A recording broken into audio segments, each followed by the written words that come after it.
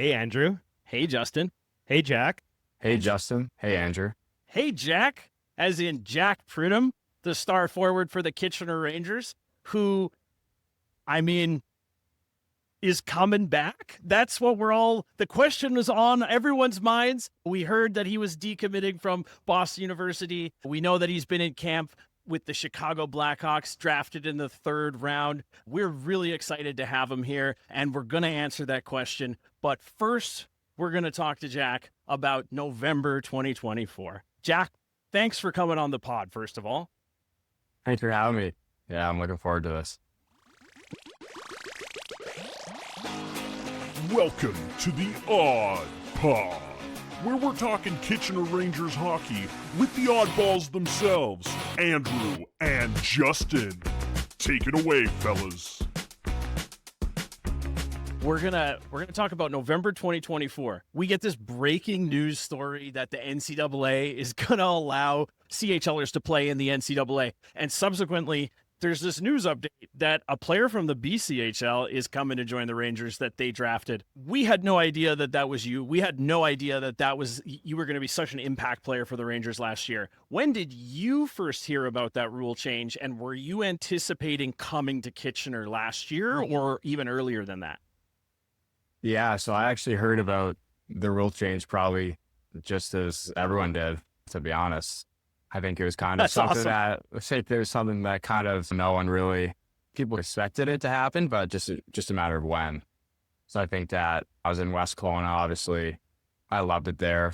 We had a great team, and obviously had great teammates around me and great billets out there too. So I think when the rule change came out, it was, I wouldn't say necessarily a shock. It was kind of a new thing to test and something that I wanted to do, play against higher competition. And ultimately Kitchener drafted me back in 2021. So kind of full circle moment, just being able to come and play for such a great team and be a part of it. What was that like back in 2021 when you got drafted by multiple leagues, really, right? And so getting drafted by Kitchener, what were your thoughts back then, and how has that gone into coming to the team now? You were also drafted into the USHL, right, in 2022. I was, yes. Yeah. Our 05 age group, we talk about it all the time, has went through a lot with first, obviously, the pandemic happening. So, not having the full year. And then this happened to us this year of the new rule change. So 05 have been in the middle of everything. But it was great to obviously be drafted by Kitchener back in 2021. And the plan was for me, and I went to St. Andrews College for my grade 11 and 12 year and wanted to keep both options open. And then I was fortunate enough to commit to Boston University in my grade 11 year at St. Andrews, and went to West Kelowna this year, my grade 12 year, and the start of what would be my grade 14 year. But obviously there's no grade 14 years, just another gap year until going to college. And then the rule change happened and I was able to come to Kitchener. So crazy. It's awesome to have that many paths, obviously, for yourself. And obviously you worked really hard to be in a position for that. But you're from Stouffville originally, right? It's not home. As much as you enjoyed West Kelowna, Kitchener is a lot closer to home, right? What was the experience coming back to Ontario and like coming into that locker room? You said in your Chicago press conference that you knew a couple guys from before, so that helped you. But specifically, what was it like, and who helped you kind of like get acclimated to Kitchener, like whether it be billets or just coaching staff or people around the team? Yeah, I think Ando and I grew up together. So having him, oh, no way. Yeah, he lives in Markham. I'm from Stouffville, so we're like 10 minutes apart, and we played in the Waxers together like a long time ago. Not like novice and like minor Adam those years.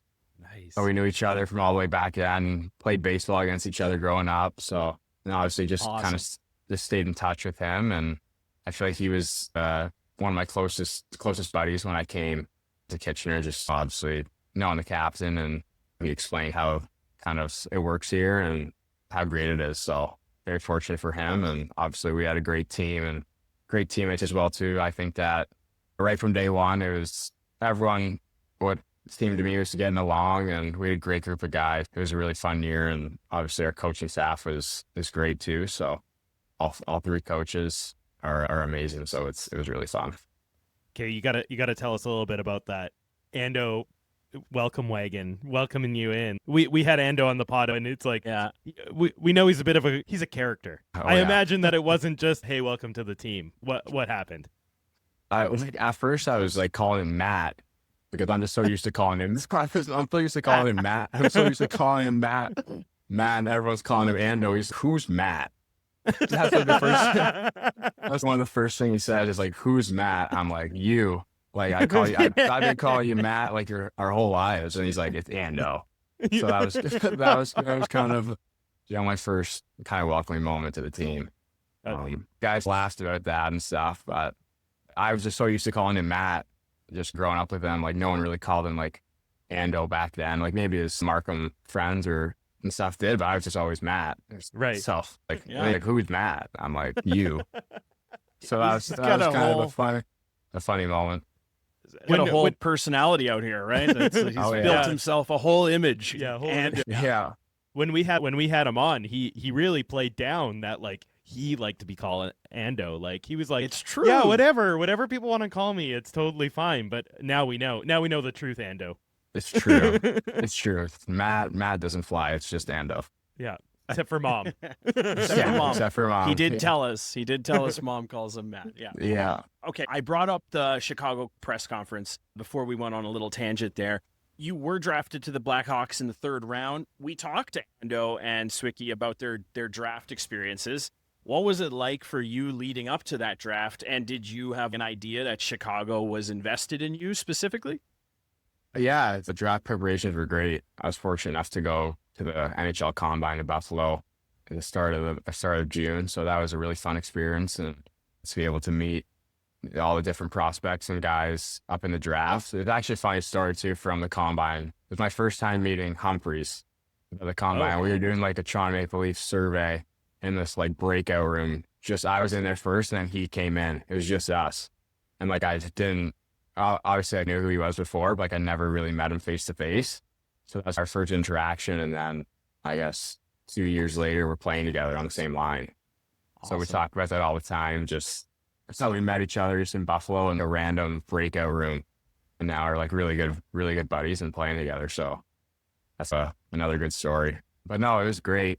Obviously being down at the Sphere in Vegas with my family, that was something that I'll never forget. And I did talk to Chicago at the Combine and a bit before throughout the year as well too. So I had an idea that they're interested, but obviously the draft, you never really know what's going to happen. And, just really fortunate to be selected by them. That's awesome. And it's got to be pretty exciting. Chicago, they're a pretty exciting team up and coming right now. Like they kind of were down low for a while, and it seems like they're on their way up. You feel like you're a big part of that. Andrew and I have talked about that on the podcast. We just can't even believe like some of the players that Chicago has. And then we learned about you coming in here in November. We were like, now we're watching another Chicago guy. So it's pretty exciting. Sure. And can you speak to that? Like now, have you done 2 camps with Chicago or just the one? I've done 2 camps, but their development camps were all off ice. So wow. Okay. So there's no. So what's on that ice. like? Yeah, what's an off? Yeah, it was really fun. The first day's fitness testing, kind of like a general. I feel like most teams do that, and then throughout the week we're just working out and just a lot of like team bonding activities and fun activities.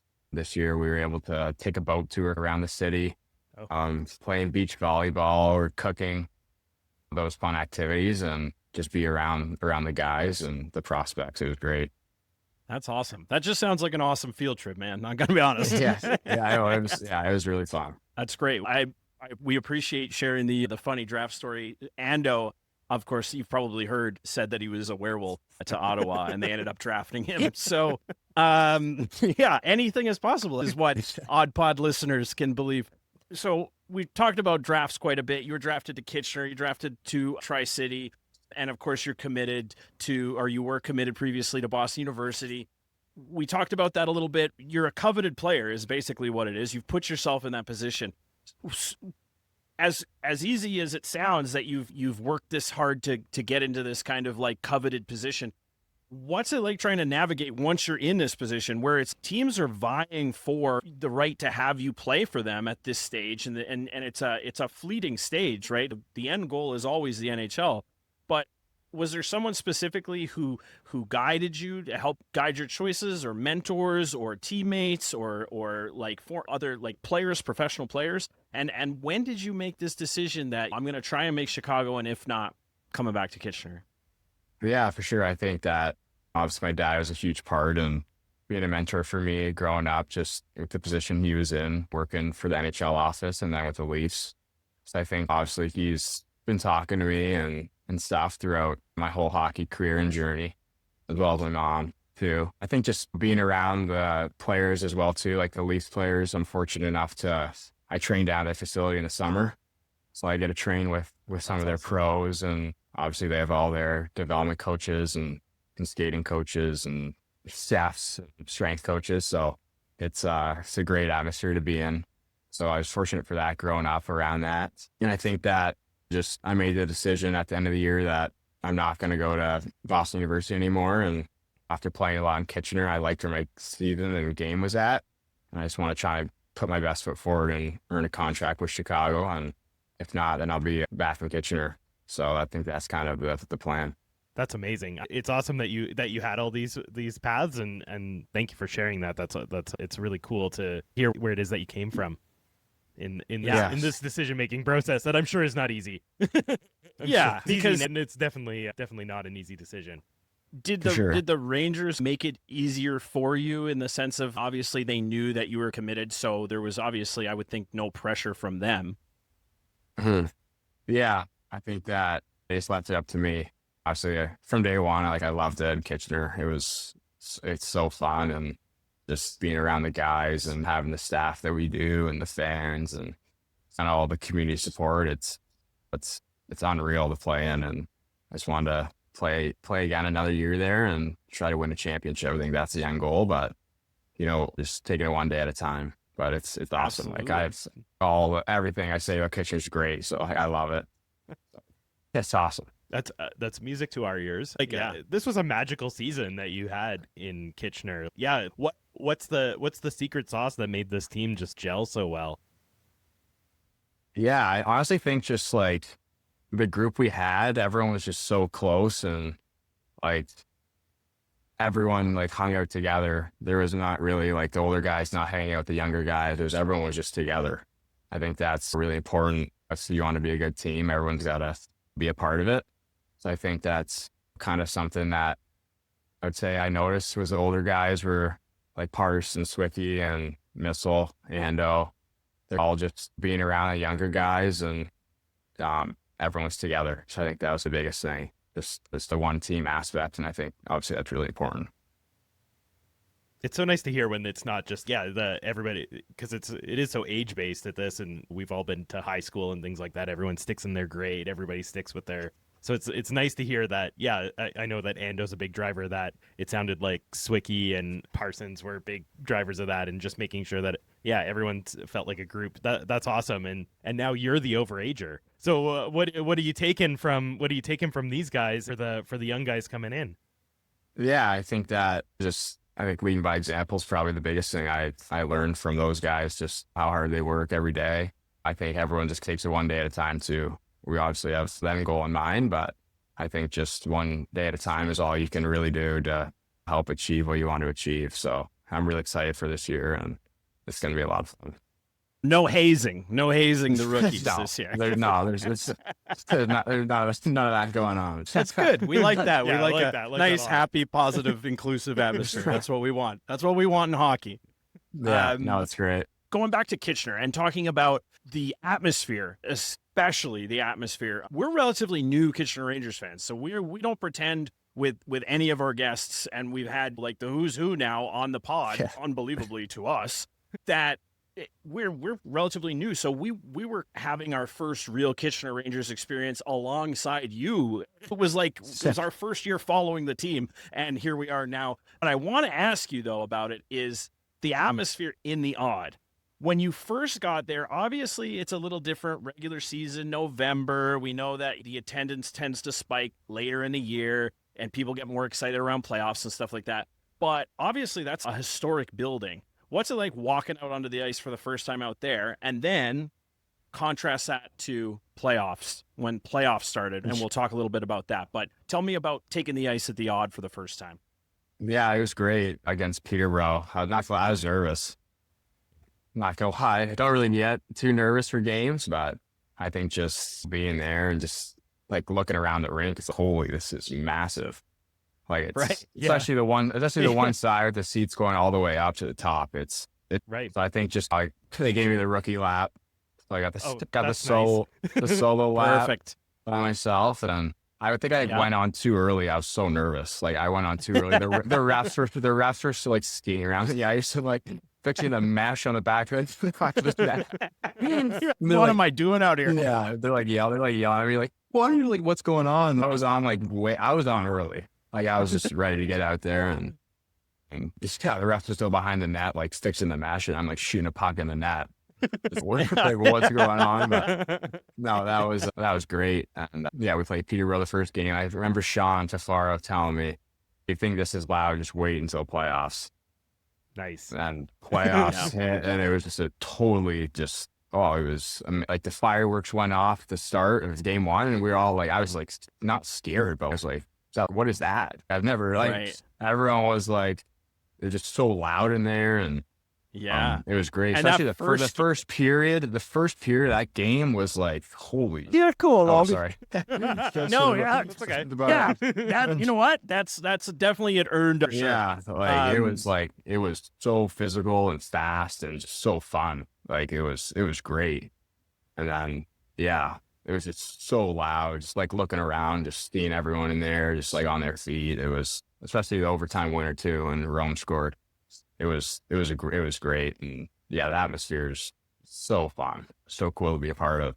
Sorry to jump back to the beginning of that, but like, how long were you in Kitchener before you jumped on the ice for your first game?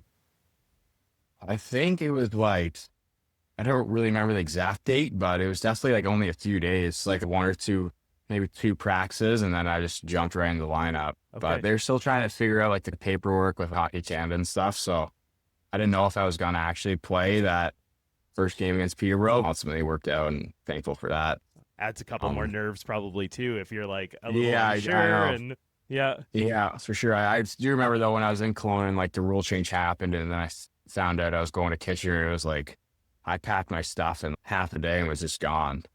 It happened so fast. I remember going upstairs and telling my billet mom, my billet dad, he scouts for the Leafs actually. So he's Garth Malarchuk's his name. His brother is Clint Malarchuk, the goalie who got his next place by the skate. Yeah. So he was on the road, and I went upstairs and told his wife Donna that I'm leaving like tomorrow morning, like early. It's like midday right now, and she just helped me downstairs and just packed up all my stuff, and just like that, I was gone. Wow. So like I guess everything just happened so fast. It was just when I got to Kitchener's. Kind of one of those things where it was at first, obviously you took it in, but just your mind's like in 1,000 places, and it's just all over the place. Like I was just in Kelowna like not an hour ago, a day ago. Now I'm in Kitchener, and the 3-hour time change. I get picked up at 5:30 in the morning for like my medicals.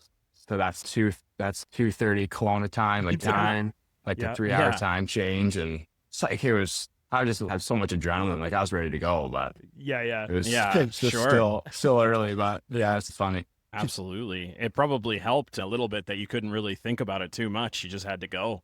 You basically had a trade deadline experience, honestly, in a way, right? You're such a young player, and that doesn't really happen all that often. But was that difficult? Like with saying goodbye, you liked that group of guys out there, and obviously, you knew Ando, but what was that like having to just say goodbye to your teammates out there?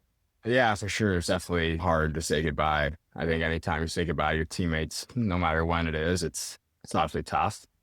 They all supported me and in my decision, and they're rooting for me along the way. And I still talk to a lot of them now, which is great. So I think fortunate for that too, just building relationships out there and carrying them to now when I'm in Kitchener. So it's kind of the hockey world, just building relationships everywhere. Yeah, I'm sure you'll run into a few of those guys in the future somewhere too. Yeah, for sure. All right. So we brought up playoffs a little bit before we get more in depth into playoffs, because there's a specific moment I want to talk to you about. I think you know what moment it is because Jackson Parsons came on here and stole a little limelight from you. But before we get into that, there's a regular season moment that we got to talk about, and it's the Michigan, of course. Obviously, that's a move that gets practiced a lot, but what is your mindset in that moment to like, I'm going to try this? Had you tried it? Had you scored in organized games before? Or was that just something that just popped into your mind because it was just like the perfect moment in your instincts to do that? I definitely tried it in games, not like obviously a lot, but I've definitely tried it before in a game. And most of the time it's so hard to just even get on your stick. Like it just slides right off and you don't really have a lot of time. Obviously, you like to mess around with it at the end of practice, going around the net and stuff, practicing. But yeah, I remember just took a hit to make a play in the corner. Puck just passed me behind the net. And I was like, okay, I'm trying it. I have so much space, like I'm trying this. Yeah. And I just got it up so fast and like just threw it in the net basically. At first I didn't even know it went in. Like my celebration was delayed. Yeah. I'm like, where'd the puck go? And then everyone was so loud, and everyone's you just did it like Michigan and stuff. So that was pretty cool. But credit to my teammates for getting me that puck. Awesome. Yeah, watching it looked like you were sussing out the situation. There was like a lot going on in front of you, and then you just it didn't even feel like you thought about it. Like when we were watching it, it felt like an instinctive thing, and it was like, holy cow. Yeah, exactly. Like you said, it happened so quick. It was like it was a Michigan, but it was one of the faster Michigans. Sometimes you see it come up and they telegraph it, and you just did it like in one movement. And I was gonna ask, did you know it went in because you just skated away? Yeah. At first I like didn't know it went in. Like you said, it went up so fast. Like normally it doesn't go up that fast. Like it takes time to get momentum or just stop, and then you see guys do it. But I think it was just where the puck was and on the stick was it went up really fast. And I remember the guy in Guelph that tried to swat down my stick as well too, and I think I was just faster with my movement. Yeah. So yeah, it worked. Now, is there outdueled him? Yeah, exactly. I was gonna say now. I don't specifically remember what the score was in that game, but there didn't seem to be too much of bad blood after you did that. Yeah, I'm not really sure what the score was either, but I think I was just in shock what just happened. So, yeah, for sure. Like everyone just in shock on the bench. Oh my gosh, what just happened? Really? Yeah, so it was like a video of Trent like going like this, like on the Rogers like broadcast or something. Like after I scored, so that was pretty funny. Oh, so that just popped into my head. Trent Swick came on here and was constantly cracking jokes. Like we had to almost censor the man. Is he cracking jokes like that all the time around the team? Is he a funny guy? He's a really funny guy. He brought it here. So I feel like people might like he does. I wouldn't say people might see him as not necessarily a shy guy, but when he's around the boys and stuff, like he's cracking jokes and the great times. Yeah, he's a great guy as well too. Really funny. Is he the funniest guy in the locker room, or is there a contender? Yeah, he's up there for sure. Arky's up there. Arquette.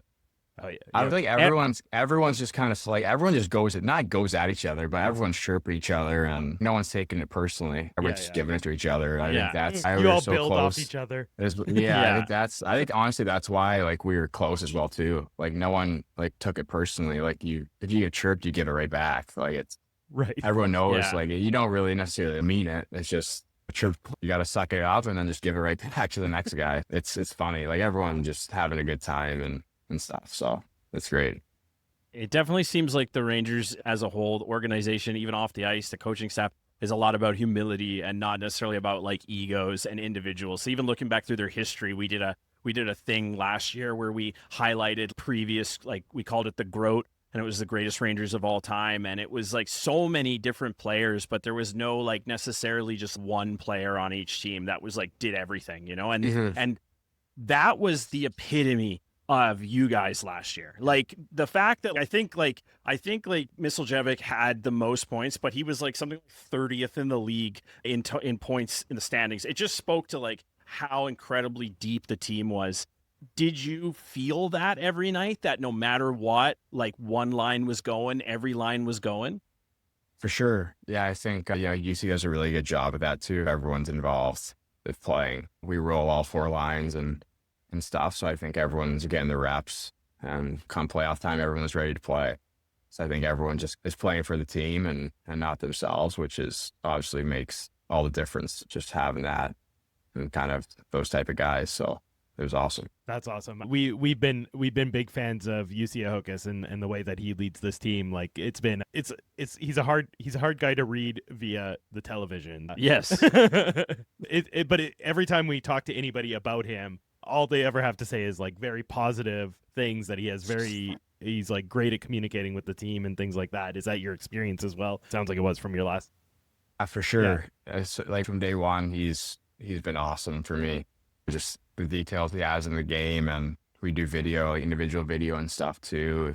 The first few days, he would just pull me in and run me through all the systems and stuff, just so I understood it, and just took the time to be with all his players and stuff. So I have nothing but great things to say about UC. He's awesome. At first, I was, or still am, definitely intimidated by him. Yeah, That's what we get, man. I think everyone is, but we all go to war for him, and we all love him. So he's a great coach and a great person. I always get the impression that it's like if you have a bad interaction with him, like you might be walking down an alley and he'll be there in a leather jacket and combing his hair back, and you're like, slicked back. It's all over now. It's all over. It's all over. Yeah, he doesn't have to do anything. He just gives you a look and you leave town. That's the vibe that we get from Coach Ahokas, which is what you want. I think we've been in positions where we needed a position of authority, and when you're a little bit scared of them, I think you play better for them. For sure. Yeah, we've talked extensively about last year, and we haven't talked about the big moment that we teased and brought you on the pod here. Was you reacted to something that we posted from the episode with Jackson and Trem, where Parsons took a lot of credit for that penalty shot goal in game 6 to go up 2-0. On the pod, we have said collectively as a fan base, that was the moment that we all realized you were going to win the series. Not just the game, but the series. I was in the Aud that night. It was absolute pandemonium. I've been to NHL playoff games, lots of them, and it was the same intensity in the crowd. People were losing their minds in the stands. Basically, take us through that moment from your perspective. Jackson, you and Jackson had that extended conversation. It seemed like it took a long time to set that penalty shot up. Yeah, that was a really very cool moment. I think right after actually going back to when we played Owen Sound, Jackson told me, or not, helped me with what to do. Another goalie. I scored as well too. So obviously you got to go back to him. He's right. So against Windsor, I went down to his end, and he told me, he said, do the same move you did before, how your forehand, backhand, and then quick forehand, low glove. And that's what I did, and ultimately worked. And I was just so fired up. My celebration carried all the way down to him, and just hugged him in the end. But no, it's very cool, especially putting your team up in a game like that, and just hearing the fans. It was awesome. And what was like being a part of that reverse sweep? Like, you're down 3-0. We've said a lot about you guys weren't playing the way you had been playing, and it was just like a matter of time that you were going to positively regress, and you're just going to start playing Rangers hockey. And it was just like the worm turned. Windsor just didn't know what to do with you because the real Rangers showed up in those last 4 games. What was that like from your mindset? You being like a leader offensively on the team, that like, this is what we have to get done. We just have to stay focused, and we need to score, and we need to keep the puck out of our net. What was it like being one of those guys in that dressing room? Yeah, I think that, kind of like I said before, just one day, one game at a time. I think when you're down 3-0, you're obviously backs against the wall. You're playing for your lives. So I think kind of everyone just came together, and I think stuff started clicking for us as well too offensively. I think game 4 is when Slicky, Humps, and we got a few, and that's obviously great anytime you can put your team up and score. But I think kind of just being together and just like realizing you can only win one game, you can only play one game, and that's the game you're in. So I think that's just what we did. Just focus on, we just got to win. The next day, practice, and then get ready for the next game. You just got to win. We kind One of at a time. honestly just treated it one at a time. Yeah, and Luke Ellenis, the man with ice in his veins, hey, it just He was on that fire. guy. He was on fire. Yeah. He was a man on a mission. Yeah. Truly, you all were. It For was such sure. a cohesive group, and you just all believed, and we believed. But like I said, it was your penalty shot goal where I was like, oh, Yeah. oh, they're gonna win in 7. Okay, I was at home, So- and I felt like I could feel the odd at home. seismic activity. Yeah. Yeah, no, it was awesome. All right, we've taken up a lot of your time already, and we really appreciate you coming on the pod. But before we go, we have some business that we have heard from other people. I'll let Andrew take it away, but we got to get your opinion on a couple things here. Yeah, Okay. actually, a couple of our guests, Jackson Parsons, Sean Furfaro, they have lofty goals for you. They both mentioned that you should be, if there was a betting favorite, you should be the betting favorite to win Overager of the Year, which would be 3 Overagers of the Year in a row for the Kitchener Rangers. And Swicky said that you would score the most goals in the OHL next year. So no pressure, but does something like that even play a part in your mindset when you are setting goals now in this offseason? Are you thinking about individual statistics, or are you just focused on come back, win a championship, and get in a position to play in the NHL? Yeah, I think you just said it perfectly. Just the team first. I think at the end of the day, we just got to win. I think just winning is obviously the most important thing. So, yeah, I just want to win. We Just- appreciate that, and I think Just we win, I think if yeah. it's a byproduct that you score a ton of goals, we'll all be very happy Yeah. about that. But yeah, just win, and we don't care if it's 1-0 every game. For sure. Yeah, that's all you can do, too. We all want to just win, and it's going to be fun year around the team. So, just win. Yeah, what better way to end it? Thank you so much for coming on the podcast with us, Jack. It's been a treat to get to know you a little bit better, get to hear a little bit about you and your life behind the hockey. Yeah, thank you so much. And for coming honestly, we were in mourning when the season was over. We had let you go, man. We were like, oh, Jack Pridham, he's gone. What a year that was. What a flash in the pan for Kitchener that was. We're gonna miss him. And then the bombshell drops. And here you are on the AudPod. And if you're not in Chicago, you're in Kitchener. Minds are blown. So we thank you so much for including us in your off season. Andrew and I Yeah, I were really talking about appreciate trying it. to get a flight down to Boston. Let's go see you Yeah, guys we doing were. down there. Yeah. Yeah, I really appreciate it. Thanks for doing this and setting it up. It's awesome. Yeah, and I think you mentioned that your liney there, like Christian Humphreys, might want to come on. I think he We does. might have to set that up next, I think. Yeah. So Then we got yeah. Yeah, you've been Yeah. Christian. If you're listening, you've been nominated here. Yeah. Humps is nominated. Next up. Humps is nominated. Perfect. All right, Humps, we love it. Goodness, That was That's a like delightful conversation. that was right. What a nice, articulate young man. Yeah. Really exciting to talk to Jack Pridham about coming back to Kitchener firsthand.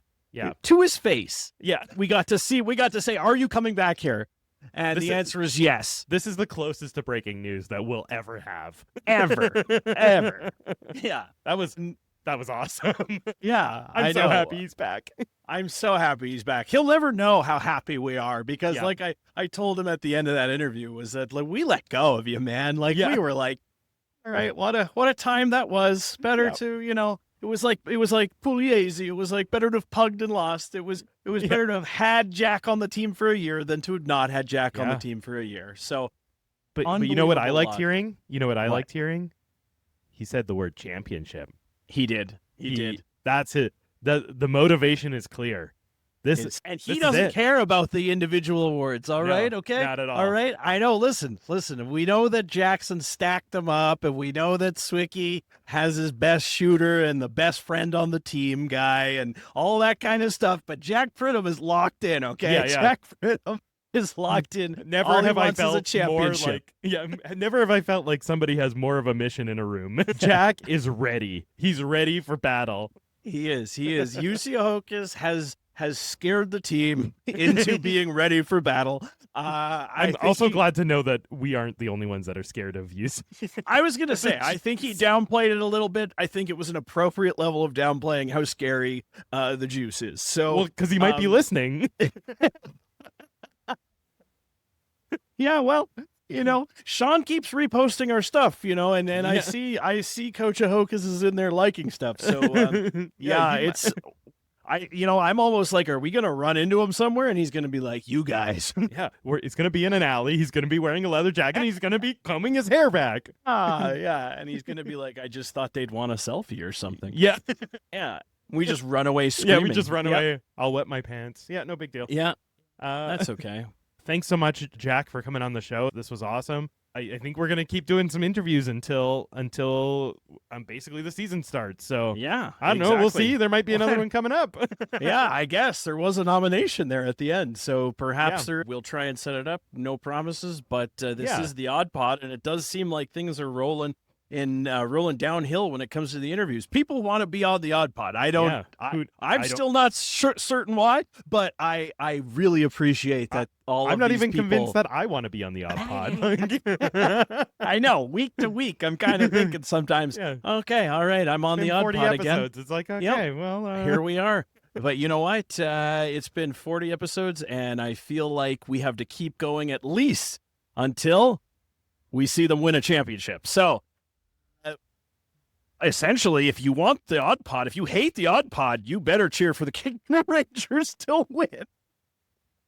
Yeah, there you go. Yeah, there's someone out there who's hate listening to us. I know we've reached that status. So yeah, they're out there for sure. They're out there for sure. All the rest of you, which is every last one of you that is listening, thank you so much for listening. Yeah, thank you. We have had a tremendous amount of support, like I said, from the team now, from personalities, but most of all from people who like and engage with us on the social medias at the Odd Podcast on TikTok, Instagram, and you can find us on YouTube. Search the Odd Pod, Kitchener Rangers. We come up. You'll find us. You're smart. You'll find us. You'll find us. Thank you, of course, to Ken Bourne, our Director of Branding and Marketing.